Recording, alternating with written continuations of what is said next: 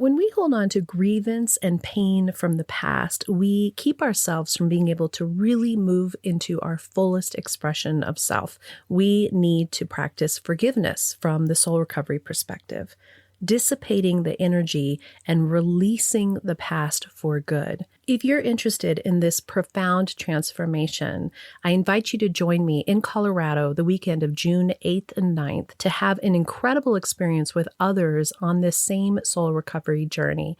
2 full days of immersion in the soul recovery process where you will indeed leave transformed. You will be able to truly let go of these old pains and step into a new way of being. Check out the show notes for a coupon code and how to register. We're rapidly coming to the end of season 3 of the Recover Your Soul podcast. I'm playing some of the bonus episodes that were popular for those people who get an extra Recover Your Soul episode every week on Fridays by being an Apple Podcast subscriber or Patreon member. This particular episode is called Advice or Opinion. I know that when I started my soul recovery journey, I didn't really understand the difference between these two things, and I was notorious for being someone who loved to give my advice to everybody. Turns out they weren't asking for it. That means it's an opinion. My name is Reverend Rachel Harrison, and this is the Recover Your Soul podcast, a spiritual path to a happy and healthy life. I started Recover Your Soul after having profound changes in my life from my recovery of alcoholism, control addiction, and codependency. I was guided to share the tools and principles of spirituality and soul recovery to help others transform their lives as mine was transformed. For us to overcome external circumstances, we must first turn the attention to ourselves, focusing on inner change. Outer positive results in our lives will follow. As a spiritual coach, I can support you on your path to make real changes that will bring you a life of peace, happiness, connection, and abundance.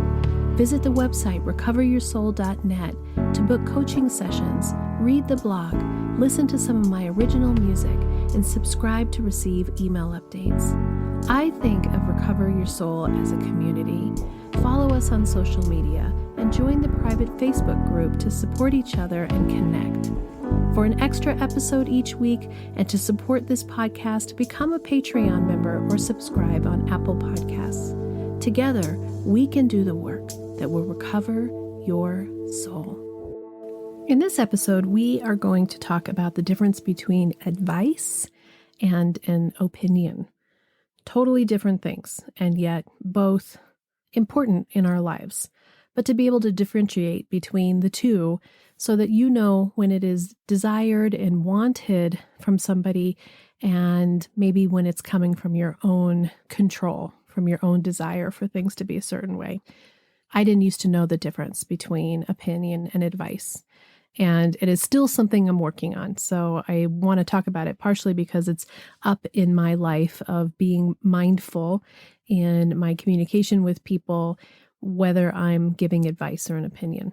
I know that when I was struggling and frustrated and not sure what was going on in my relationships and why there wasn't connection, why there wasn't communication, why it seemed like I would say the same things over and over, and it's as if the other person couldn't hear a single word that I said, what was going on?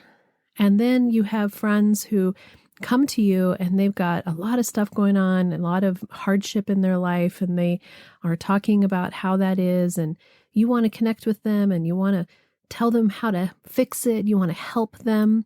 And then when you start talking, it feels like they shut down, like they stop feeling safe to share with you. So what are those reasons? Why is that happening? I think the difference is because there is a difference between advice and opinion. Opinion is what we think. Opinion is how we perceive things. Opinion is our preconceived notions. Opinion is oftentimes our ego self that has had all these experiences, that thinks that we know a way to do it, that we see somebody doing something and we think, oh, there's a better way to do that. Opinion is what's in our mind. Advice, true advice, means that somebody asked for it. It means that someone has come to you and said, can you help me work this out? I'm not sure how to deal with this. I'm wondering if you have any advice on this. Can you give me your advice on what you would do? And then when we are coming from an advice place, a healthy advice place, we're also not having an attachment to, if they follow this advice of ours, what's going to be the outcome. When we're really in a healthy place, we can actually try to get our ego self out of the way and be more in connection, listening better, allowing ourselves to hear what's really going on with them, have time to discern, to contemplate where they're at, what's in their lives, not necessarily what you would do, but maybe some advice as to what would be helpful to them.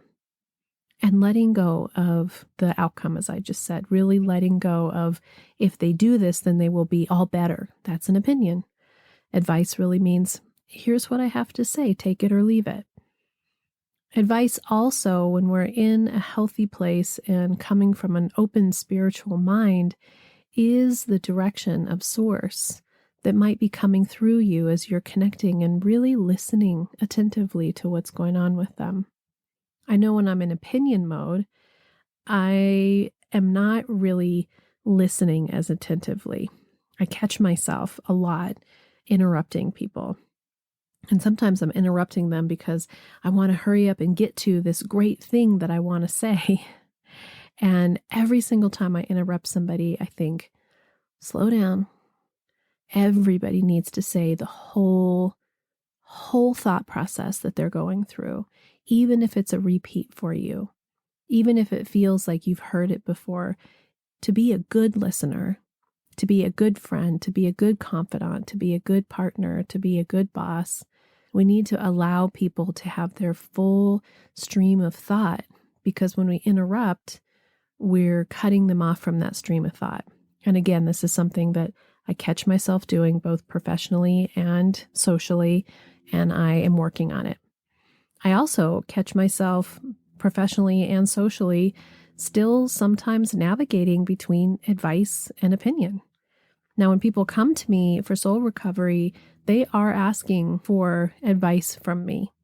And sometimes I catch myself getting into the place where I have an opinion about something.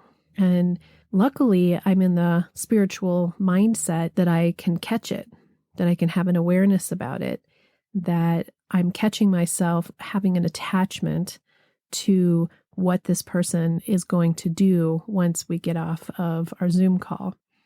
I have huge compassion and empathy, and my heart is wide open to every single person that comes and does coaching sessions with me. And I want them to be happy. I want them to have transformation. I want them to be able to relieve themselves of the pain. But it's important that I'm not attached to the fact that something that I say will be the answer. What I should have connection with is that through our co-creation together, through active learning, active listening, through connection, through listening to the guidance that I get from Source, that I allow people to see themselves, to feel their wholeness, to be able to work things out, and that maybe something that I'm mirroring back or a new concept or new idea sparks in them something that reminds them of who they are. I'm not there to create something that doesn't exist. They already are wonderful. We just forget. We get lost in our ego and in our pain body, and our blame and our shame. So I'm just here to remind people I don't have anything that is anything anyone has not heard before. It's just that they're ready to listen.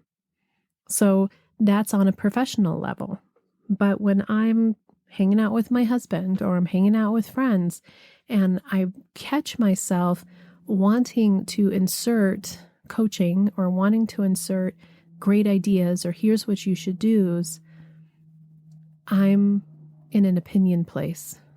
And that is a place where we need to be really cautious. And I know for me that when I'm sharing what's going on with me, I'll use Rich as an example. When I'm sharing what's going on with me, and this weekend, for example, I have an event on Thursday night that is for a really good friend that just published a really important book about helping her husband die with dignity. And then on Saturday, I'm officiating a wedding. And then on Sunday, I have 2 churches that I'm going to be a minister at. And in addition to that, the podcast on Monday and Friday, in addition to that client. So it's a really big week.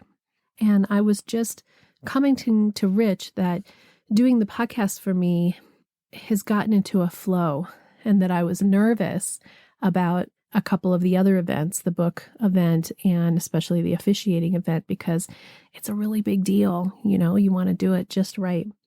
And I witnessed him wanting to help me and wanting to give me his opinion.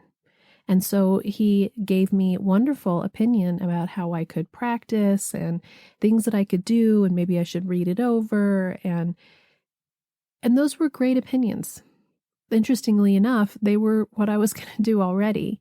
That was already what was in my heart. What I just needed someone to say was, yeah, Rach, you've got a lot going on. I'm sure it feels overwhelming, but you got this. You're great. It's going to be wonderful. And when we don't get that backup, when we don't get the backup of who we are and what we already know because somebody else is trying to quote unquote fix us, it can feel deflating. So when we're helping somebody else and we take a look at what is it that is my motivation behind what I'm saying, and I catch myself in situations such as wanting to help people with something that's going on with them, maybe business-wise. And because I've been doing my own Recover Your Soul business, I don't think of it as a business. I think of it as being of service, but it is self-supporting through my own work and through your contributions to me. So thank you for those. When I catch myself wanting to help somebody else and say, oh, you should do a podcast because it's been really great for me. And they didn't have that in their ideas yet. It wasn't even on their radar. I have to be cautious about inserting what has worked for me, what's going on in my life, and thinking that that is a blanket helping tool that will work for everybody else and wherever they're at. And sometimes it's a spark of insight to share with somebody something that they didn't see in themselves or they hadn't thought of before. So you don't want to totally cut down and not listen to those guidances. But my motivation really is, here's what worked for me. Maybe it'll work for you, instead of listening to what are they interested in? What is their main goal? What do they love doing? What is it that gives them a spark of excitement? What are their talents? Who are they trying to reach? I love it when I'm meeting with somebody who is also self-employed and hearing their ideas about what's going on with them, not that they're telling me, but that you're listening to them be stoked. And then sometimes that'll spark something in me that'll open up an idea, which feels more empowering. It feels better than having somebody sit down with me and say, you should, you should, you should, you should. We're shooting all over ourselves. And we don't want to shoot over anybody else. But when we give people advice, it's a very vulnerable, personal thing that someone's asking for. It means that somebody's entrusting you with their heart. And sometimes advice really is a way to help them reflect with themselves what they already know, how they already feel. They just need somebody to back them up, to be able to say, it's okay to be really angry about what's going on. I can see that that would make me feel really sad. I'm sorry you have to go through that. And then they say, what would you do about it? Well, I'm not in the same situation that you are, but gosh, I'd really want to make sure that I was taking care of myself. And I'd love to see you take care of yourself too. That's very different than saying to somebody, oh my God, you should leave that no good husband of yours. I can't believe that he does such and such and such and such. Then you have somebody who's in their own experience, feeling their own feelings, having their own push and pull of reasons why they should or shouldn't. And when somebody is adding on to that layers of this is how you should be and this is what you should do and this would be the right thing to do, it's only adding more potential shame and more potential guilt.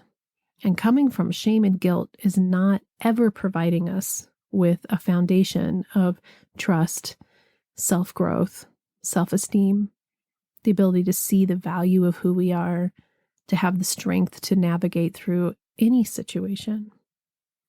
So again, I'm working on this myself. I'm not perfect at it. That's why I love talking about this stuff, because it helps me remind me who I am and how I want to be in the world.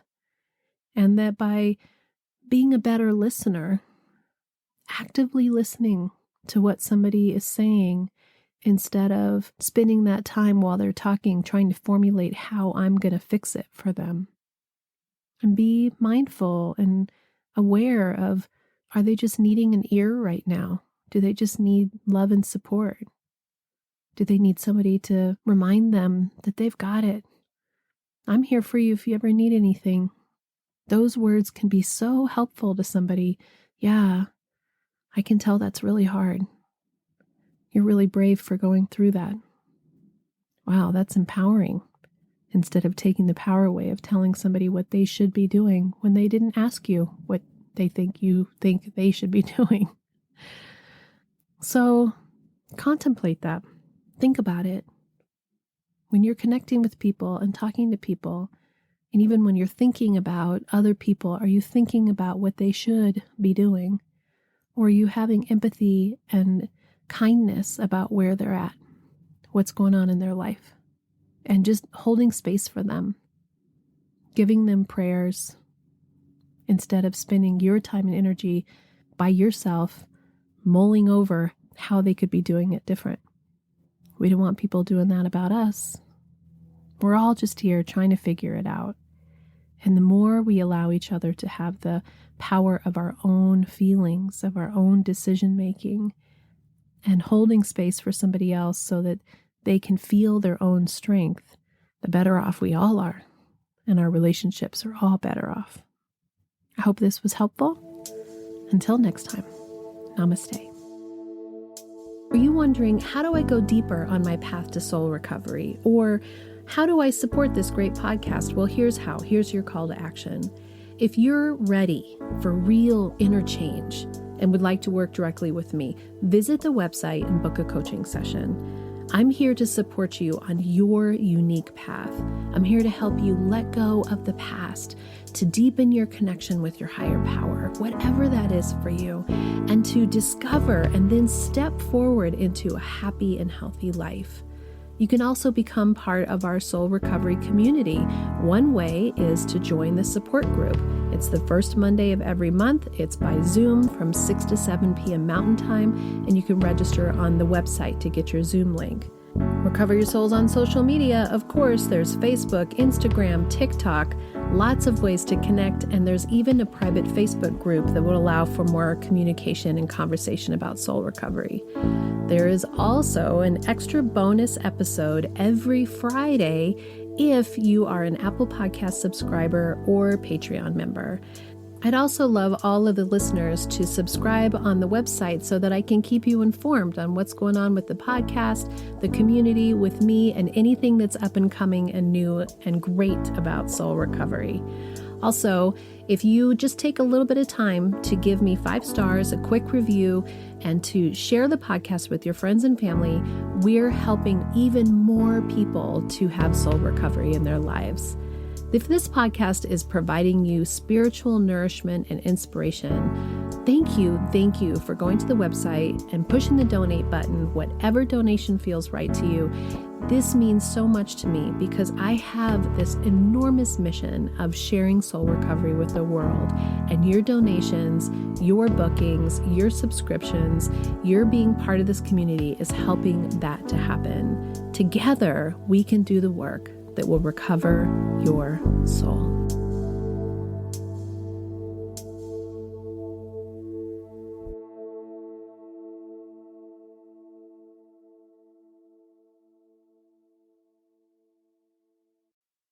The Recover Your Soul podcast and its content is for educational purposes only and is not allied or representative of any organizations or religions. It's based on the opinions and experience of Reverend Rachel Harrison. Recover Your Soul claims no responsibility to any persons or entity for any liability, loss, damage, or cause alleged to be caused directly or indirectly as a result of its use. Applications or interpretations of the information represented herein. Take what you need and leave the rest.